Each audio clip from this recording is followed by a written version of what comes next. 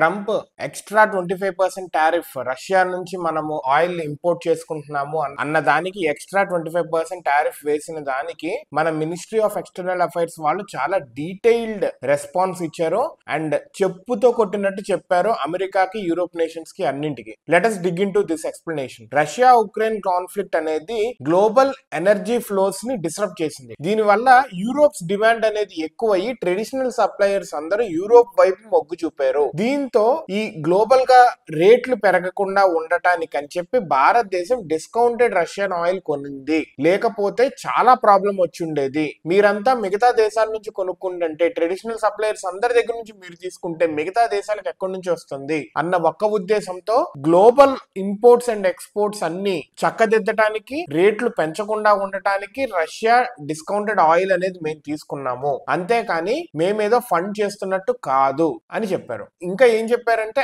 ఆ టైంలో యుఎస్ దీన్ని ఎంకరేజ్ చేసింది. ఎందుకంటే దీనివల్ల గ్లోబల్ ఎనర్జీ మార్కెట్స్ అన్నింటికి స్టెబిలిటీ ఇస్తుంది భారతదేశము అని చెప్పి అమెరికా ఆ టైంలో మనల్ని ఎంకరేజ్ చేసింది ఆ ఇంపోర్ట్స్ అన్నింటిని. ఇప్పుడేమో వీడొచ్చేసరికి మారిపోయిందా? టర్మ్ కి మారిపోతుంటే ఏంటిది? ఇది ఒకటి చెప్పింది. ఇంకా ఏమన్నారంటే దేశాలు ఏవైతే భారతదేశాన్ని క్రిటిసైజ్ చేస్తున్నాయో ఆ దేశాలు అసలు రష్యాతో ట్రేడ్ లో ఉన్నాయి. ఇంకా మమ్మల్ని క్రిటిసైజ్ చేసే దమ్ము లేదా హక్కు మీకు లేదు. You are not even eligible to criticise Bharatadesam అని చెప్పి అన్నాయి. మేమంటే మా ప్రజల అవసరాల కోసము, మా దేశ ఆర్థిక పరిస్థితి, మా అవసరాలు దృష్ట్యా పెట్టుకొని మేము రష్యా దగ్గరికి వెళ్లి రష్యన్ ఇంపోర్ట్స్ వాడుకుంటున్నాము. కానీ మీ దేశాలు లైక్ యూరోప్ కానీ అమెరికా ఏవైతే ఇంపోర్ట్ చేసుకుంటున్నాయో ఒక స్ట్రాంగ్ రీజన్ అనేది లేదు. మీరు లగ్జరీస్ కి మీరు వాడుకుంటున్నారే కానీ అవసరానికి కాదు అని చెప్పి చాలా స్ట్రాంగ్ గా చెప్పింది. This is not even a vital national compulsion మీకు, అయినా కానీ మీరు ట్రేడ్ చేస్తున్నారు అని చెప్పి చాలా స్ట్రాంగ్ గా చెప్పింది. ఇంకా ఈ డిస్పారిటీని,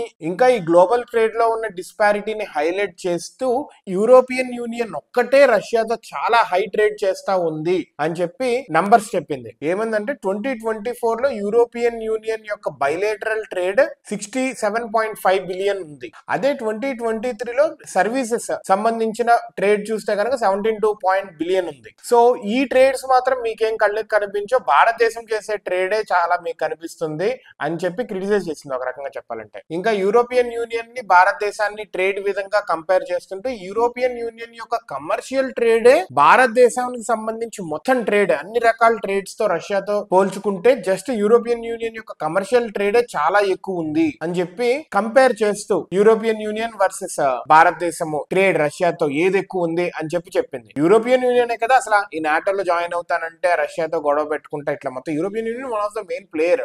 అదే చేస్తుంది ట్రేడ్. మరి భారతదేశం మీద ఎందుకు ఏడుస్తున్నారు వీళ్ళు? European union LNG gas, liquefied natural gas 2024 లో 16.5 మిలియన్ టన్స్ ఇంపోర్ట్ చేసుకుంది రష్యా దగ్గర నుంచి. ప్రీవియస్ హై 15.21 మిలియన్ టన్స్ 2022 లో ఇంపోర్ట్ చేసుకుంది. అంటే వార్ స్టార్ట్ అయిన తర్వాత ఇది ఇంపోర్ట్ చేసుకుంటాం మొదలు పెట్టింది. దాన్ని అంటే ద హైయెస్ట్ ని ఎప్పటికప్పుడు ఇదే దాటుకుంటా వస్తుంది. యూరోపియన్ యూనియన్ దాటుకుంటూ వస్తుంది. ఇంకా భారతదేశాన్ని అంటున్నారు సిగ్గుండాలి అని చెప్పి డైరెక్ట్ చెప్తున్నారు మన వాళ్ళు. ఇంకా క్లియర్ గా మన వాళ్ళు యూరోపియన్ యూనియన్ కాదు అమెరికా కూడా ట్రేడ్ చేస్తుంది రష్యాతో. మీరు ఏదైతే సెకండరీ టారిఫ్స్ రష్యాని బూచిగా చూపిస్తూ వేస్తున్నారో అమెరికా మీరు కూడా చేస్తున్నారు. మీరు రష్యా నుంచి యురేనియం హెక్సాఫ్లోరైడ్ ఇది న్యూక్లియర్ ఇండస్ట్రీ కోసం అని చెప్పి చేస్తున్నారు. ఇంకా ఎలక్ట్రికల్ వెహికల్స్ కోసం అని చెప్పి పెలాడియం ఇంపోర్ట్ చేసుకుంటున్నారు. ఇంకా ఫెర్టిలైజర్స్, ఇంకా రకరకాల కెమికల్స్ ఇవన్నీ రష్యా నుంచి మీరే అమెరికానే చేసుకుంటుంది. ఇంకా అమెరికా వేరే కంట్రీస్ అన్ని ఇంపోర్ట్ చేసుకుంటుందని చేసే హక్కు మీకు అసలు ఎక్కడుందరా పిచ్చనాదవల్లారా అని చెప్పి చెంపదెబ్బ కొట్టింది ట్రంప్ కి. అమెరికాకి భారతదేశాన్ని క్రిటిసైజ్ చేసే హక్కు, ఎటువంటి జస్టిఫికేషన్ ఏమీ లేదు. It is unjustified and unreasonable అని చెప్పి చెప్తా. లైక్ ఎనీ మేజర్ ఎకానమీ భారతదేశాన్ని కూడా దాని సార్వభౌమత్వాన్ని, దాని ప్రజల్ని కాపాడుకునే హక్కు భారతదేశానికి ఉంది.